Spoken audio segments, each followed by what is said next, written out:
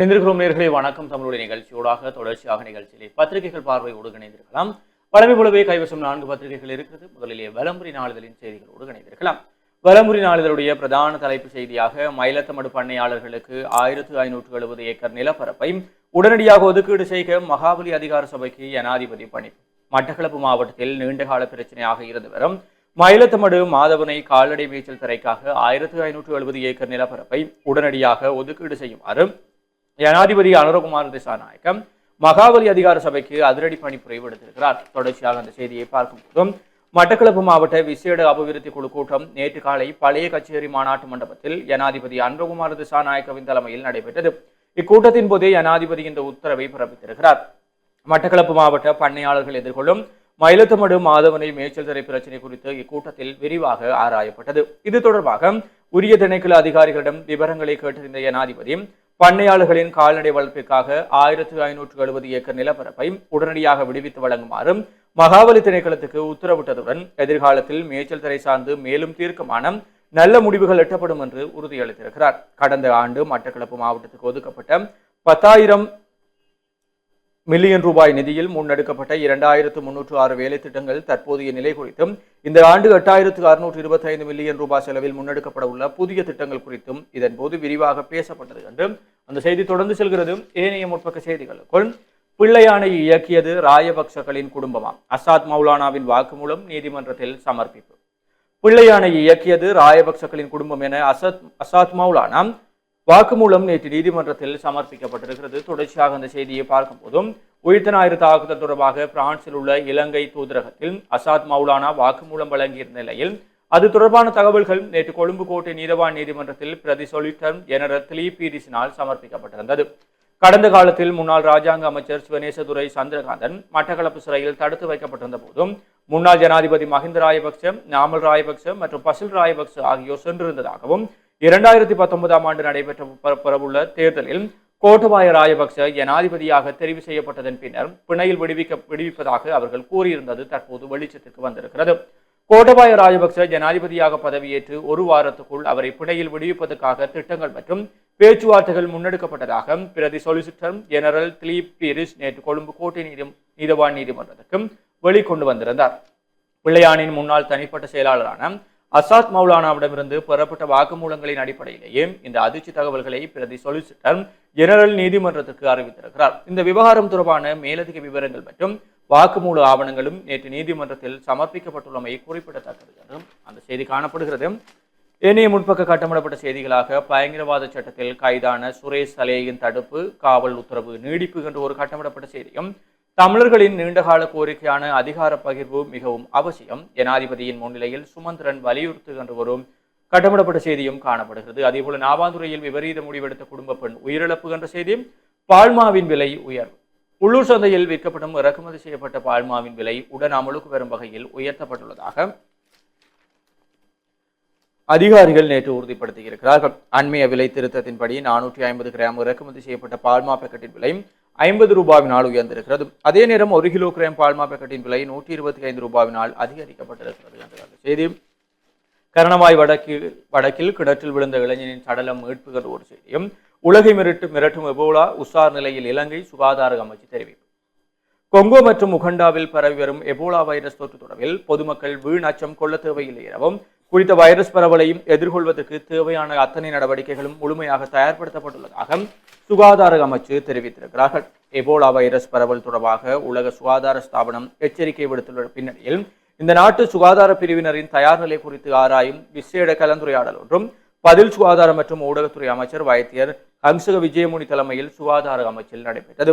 உலக சுகாதார ஸ்தாபனம் வழங்கியுள்ள வழிகாட்டுதல்கள் மற்றும் அதற்கு இணங்க சுகாதார பிரிவினர் இதுவரை எடுத்துள்ள பாதுகாப்பு நடவடிக்கைகள் உள்ளிட்ட பல விடயங்கள் குறித்தும் இக்கூட்டத்தில் விரிவாக ஆராயப்பட்டது. தற்போதைய நிலவரம் குறித்து நாட்டு மக்கள் வீண் அச்சமடைய தேவையில்லை. இந்த வைரஸ் தற்போதைக்கு ஆப்பிரிக்காவின் ஒரு சில குறிப்பிட்ட பகுதிகளில் மட்டுமே பரவி இருக்கிறது என சுட்டிக்காட்டப்பட்டது.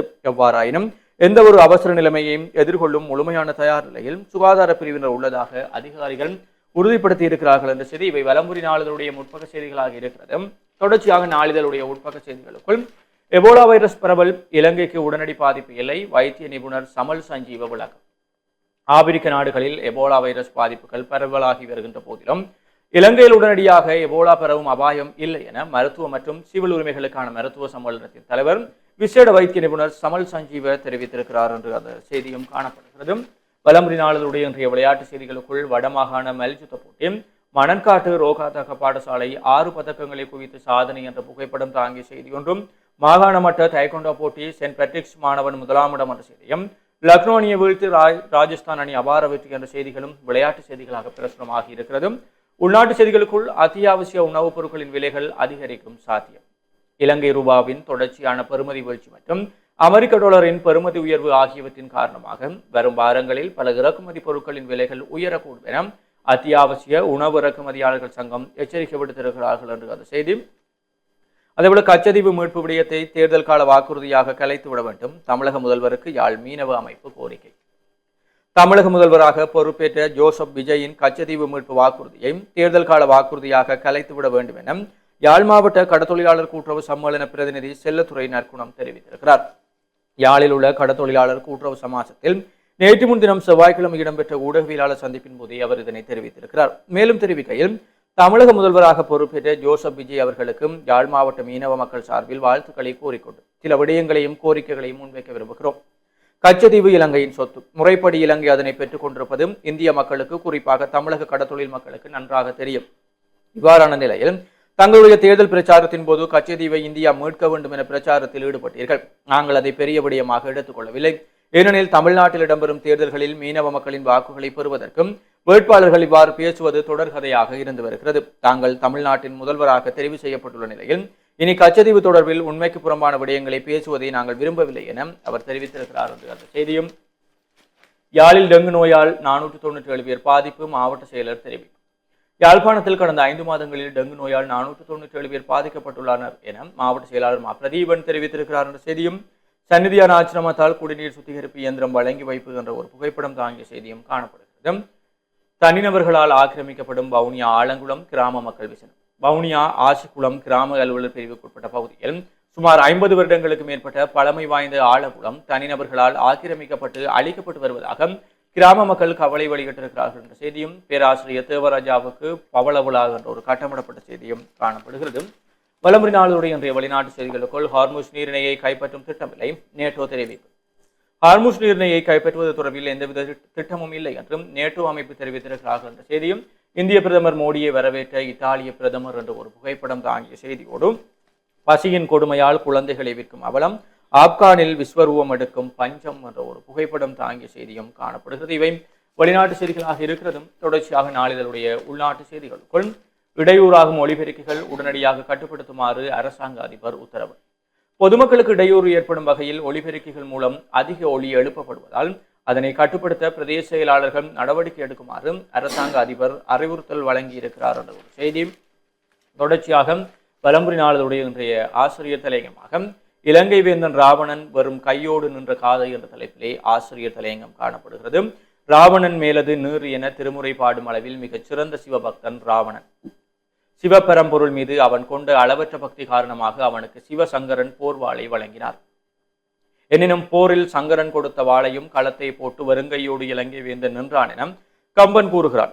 ஆம், சங்கரன் கொடுத்த வாள் எத்தனை வலிமையானது. இருந்தும் ராவணன் கையில் இருந்த சங்கரனின் வாள் பலமிழந்தும் பகைவரை வெல்லும் திறன் இழந்து போனதெனில் அதற்கு காரணம் ராவனிடம் தர்மம் இருக்கவில்லை என்பதே ஆகும். ஆம், எம்மிடம் எத்தனை பலம் இருந்தாலும் அது கண்டு இருமாப்படையாமல் அறத்தையையும் நீதியையும் வலுவாது பின்பற்றுகின்ற உயரிய வாழ்வை வாழ வேண்டும். அவ்வாறு வாழ்பவர்களுக்கே பலமாக பயன்படும். மாறாக ஆட்சி அதிகாரம், அரசு செல்வாக்கு, மந்திரி பதவி என்ற மமதையில் தலைகால் தெரியாமல் கர்வம் கொண்டு நடந்தால் அது அழிவையே தரும் என்பது அவ்விடத்தில் சங்கரன் தந்த வாளாயினும் அது பலமிழந்து போகும் என்பதை சுட்டுவதாக ராவணனின் இறுதி காலம் அமைந்திருக்கிறது. இதை நாம் கூறும்போது இப்போது இது எதற்காக என நீங்கள் யாரேனும் கேட்கலாம். எல்லாம் காரணத்தோடு தான். ஆம், மஹிந்த ராஜபக்சவின் காலத்தில் அமைச்சராக இருந்த விமல் வீரவன்சம் இந்த நாட்டில் தமிழ் மக்களுக்கு எதிராக கதைப்பதையே தனது அரசியலாக கொண்டிருந்தார்.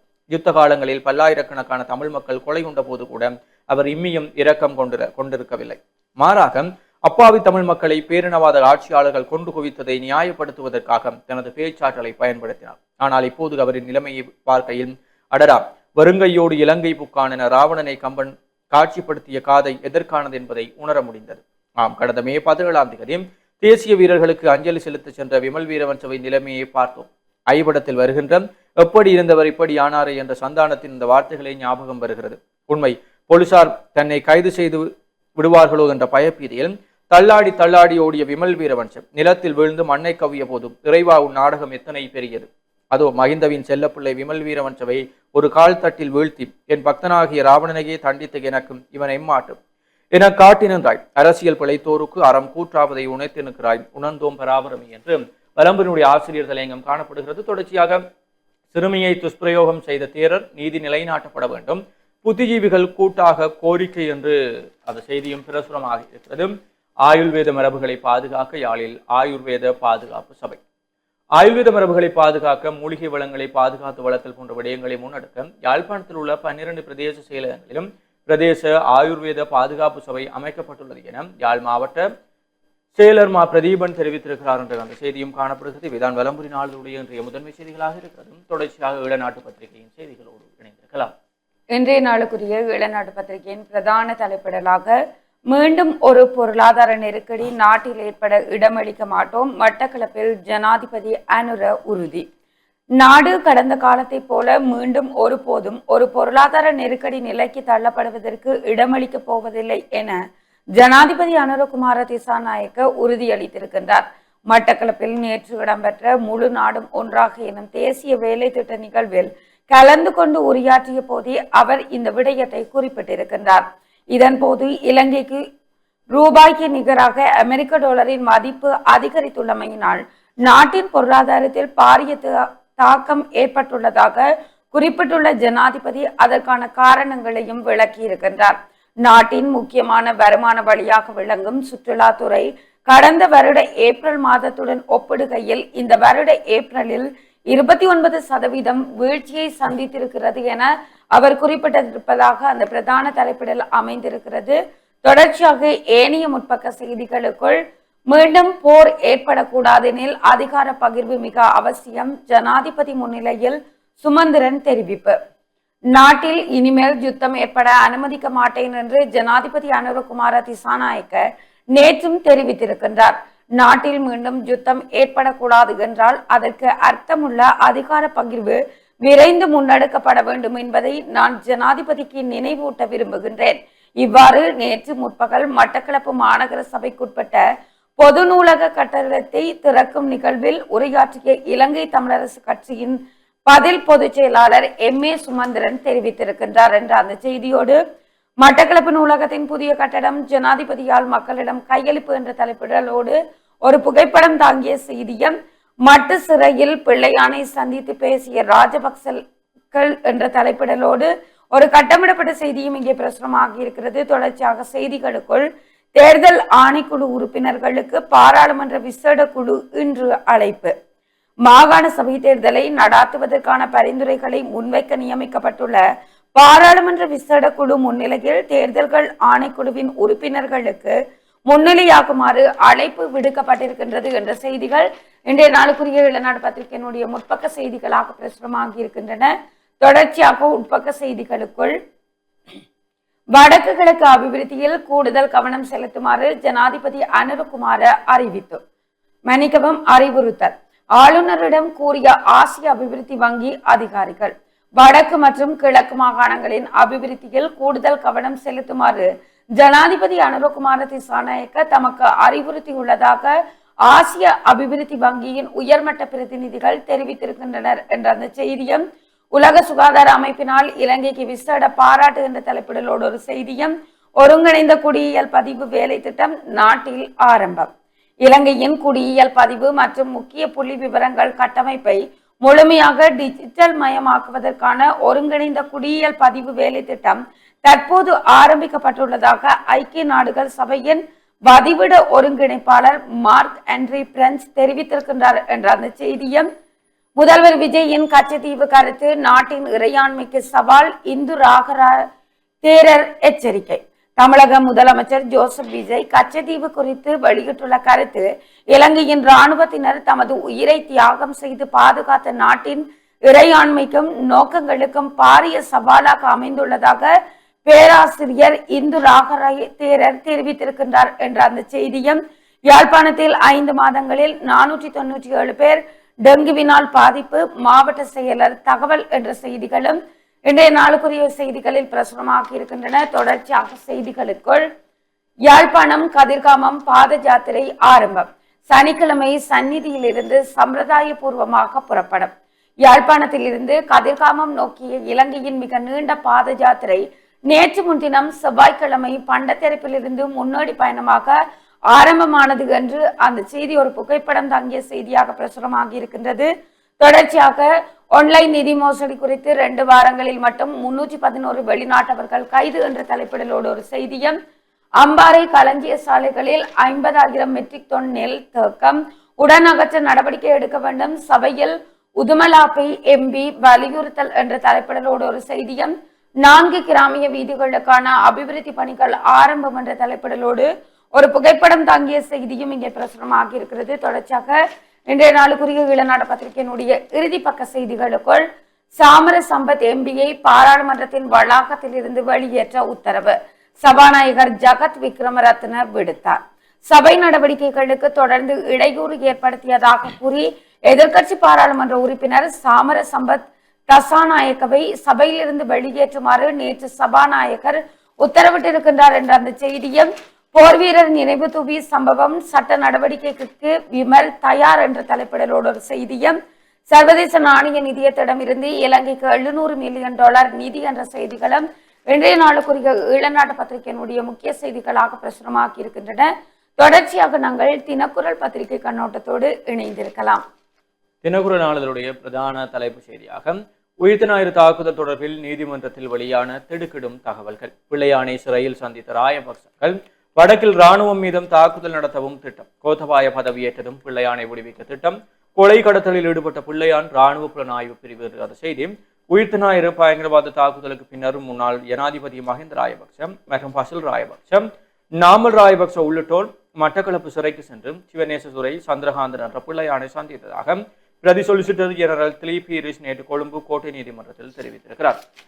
தொடர்ச்சியாக இந்த செய்தியை பார்க்கும்போதும் உயிர்த்த ஞாயிறு பயங்கரவாத தாக்குதலுக்கு பின்னரும் முன்னாள் ஜனாதிபதி மஹிந்த மற்றும் பசில், அதேபோல நாமல் ராயபக்ச உள்ளிட்டோர் மட்டக்களப்பு சிறைக்கு சென்று பிள்ளையானை சந்தித்ததாக தெரிவிக்கப்பட்டிருக்கிறது. முன்னாள் ஜனாதிபதி மஹிந்த ராயபக்ச, பசில் ராயபக்ச மற்றும் நாமல் ராயபக்ச ஆகியோர் உயிர்த்த ஞாயிறு தாக்குதலுக்கு பின்னரும் மட்டக்களப்பு சிறைக்கு சென்று பிள்ளையானை சந்தித்திருக்கிறார்கள். இதன் போதும் கோத்தபாய ராயபக்ச பதவியேற்றதன் பின்னர் 1 வாரத்துக்குள் விடுவிக்கப்படுவீர்கள் எனவும் பிள்ளையானுக்கு தெரிவிக்கப்பட்டிருக்கிறது. கோத்தபாய ராயபக்ச பதவியேற்ற பின்னர் உளவு தகவல்கள் மற்றும் நிறுவனங்களுக்கு சென்றடைவதை தடுக்கும் நோக்கில் இராணுவ புலனாய்வு தலைவராக பணியாற்றிய சாலே அரசு புலனாய்வு சேவையின் தலைவராக நியமிக்கப்பட்டார். 2017 மார்ச் 10 அல்லியார் சந்தியில் நடந்த மோதலை தொடர்ந்து விளக்கமறியலில் வைக்கப்பட்டிருந்த சக்ரான் காசிமின் சகோதரர் என அடையாளம் காணப்பட்ட சயனி மௌலவி உட்பட்ட உறுப்பினர்கள் இராணுவ புலனாய்வுத்துறை மற்றும் பிள்ளையானிடமிருந்து ஜாமீனுக்காக நிதியுதவி பெறப்பட்டது.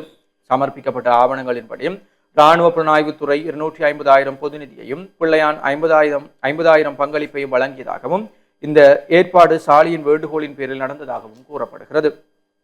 தீவிரவாத நடவடிக்கைகளுடன் தொடர்புடைய நபர்களை பாதுகாக்க பொது நிதி பயன்படுத்தப்பட்டுள்ளது. அரசியல் நோக்கத்திற்காக இது நடந்திருக்கிறது. இந்த குழு ஆரம்பத்தில் வடக்கில் உள்ள இராணுவ குழு ஒன்றின் மீதும் அல்லது தெற்கு பகுதியிலோ இந்த தாக்குதலை நடாத்த திட்டமிட்டனர். பின்னர் உயிர்த்த ஞாயிறு தினத்தில் தாக்குதல் நடாத்தப்பட்டது எனவும் பிரதி சொலிசிட்டர் ஜெனரல் திலீப பீரிஸ் மன்றில் தெரிவித்திருக்கிறார்.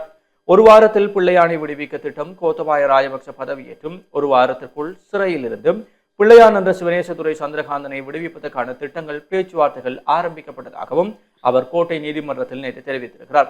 பிள்ளையானின் முன்னாள் தனிப்பட்ட செயலாளரான அசாத் மௌலானாவிடம் இருந்து பெறப்பட்டுள்ள வாக்குமூலத்தின் அடிப்படையில் இந்த தகவல்களை அவர் நீதிமன்றத்துக்கு தெரியப்படுத்தி இருக்கிறார் என்றும் அந்த செய்தி காணப்படுகிறது. அதேபோல பிள்ளையானும் இராணுவ புலனாய்வு பிரிவும் பிள்ளையானுடன் தொடர்புடைய உறுப்பினர்களும் இராணுவ புலனாய்வு துறையை சேர்ந்த பலரும் இணைந்தும் அரசியல் நோக்கம் கொண்ட கூலிப்படை கொலைகளை செய்ததாக பிரதி சொலிசிட்டர் ஜெனரல் திலீப பீரிஸ் நேற்று மன்றில் தெரிவித்திருக்கிறார். பத்திரிகையாளர் பிரகீத் எக்னலிகோடவின் கடத்தல், கீத் நேயர் மீதான தாக்குதல், லசந்த விக்ரமதுங்கவின் கொலை மற்றும் உபாலி தென்னக்கோன் மீதான தாக்குதல் ஆகியவை இந்த குழுவுடன் தொடர்புடைய குற்றங்களுக்குள் அடங்கும் மற்றும் நீதிமன்றத்தில் தெரிவிக்கப்பட்டது.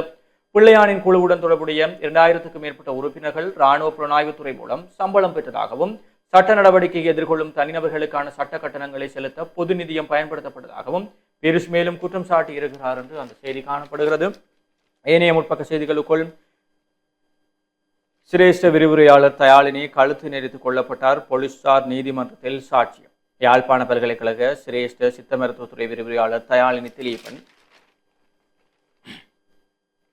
கழுத்து நெரிக்கப்பட்டு கொலை செய்யப்பட்டமை சட்ட வைத்திய அதிகாரியின் அறிக்கையில் உறுதி செய்யப்பட்டுள்ளதாக போலீசார் நீதிமன்றத்தில் தெரிவித்திருக்கிறார்கள். குறித்த வழக்கின் மரண விசாரணை யாழ்ப்பாணம் நீதவான் நீதிமன்றத்தில் நேற்று நடைபெற்றது.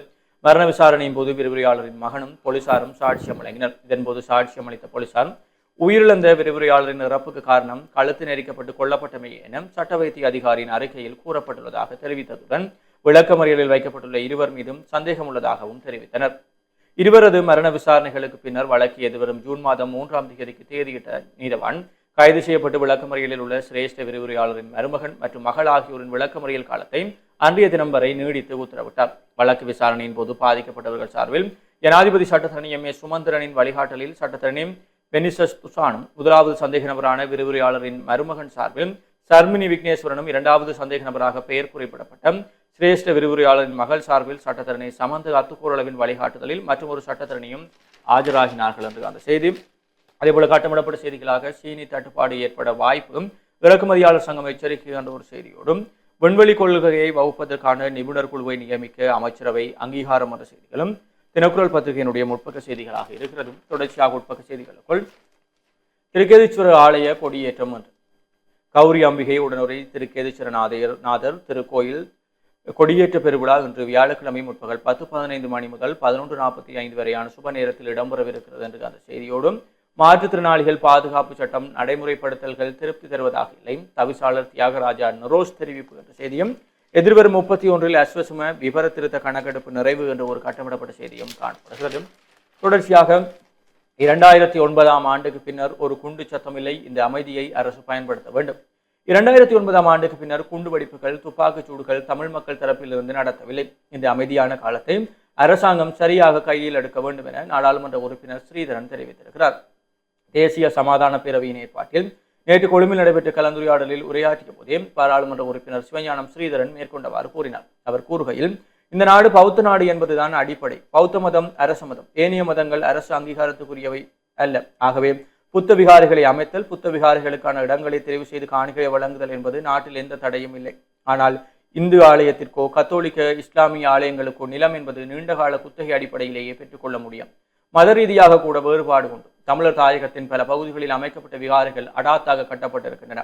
முள்ளிவாய்க்காலில் பலரும் கதறி அழுதார்கள். முள்ளிவாய்க்காலுக்கு வந்த பல பெண்கள் தமது பொட்டை அளிக்காமல் இருக்கிறார்கள், தாலியை கலட்டாமல் இருக்கிறார்கள். காரணம், தனது கணவன் வருவான் என்று காத்திருக்கிறார்கள். அருட்தந்தை பிரான்சிஸ் தலைமையில் கிட்டத்தட்ட 56 போராளிகள் 2009ஆம் ஆண்டு மஹிந்தவிடம் அடைக்கலம் புகுந்தார்கள். ஆனால் இன்று ஒருவரையும் காணவில்லை. அவர்களுக்கு நீதியும் கிடைக்கவில்லை. பல ஆயிரக்கணக்கானவர்கள் சரணடைந்தார்கள். நாங்கள் விசாரித்து விட்டு விடுவோம் என்று சரணடைந்தவர்கள் பல நூற்றுக்கணக்கானவர்கள் இன்று வரை இல்லை. கண்கண்ட சாட்சியங்கள் இருக்கிறார்கள். 1,46,610 பேர் காணாமலாக்கப்பட்டுள்ளதாக மன்னார் ஆயர் ராஜப்பு ஜோசப் கொடுத்த ஆவணம் உலகம் முழுவதும் ஏற்றுக்கொள்ளப்பட்டு இருக்கிறது. அதற்கான நீதி இதுவரை கிடைக்கவில்லை.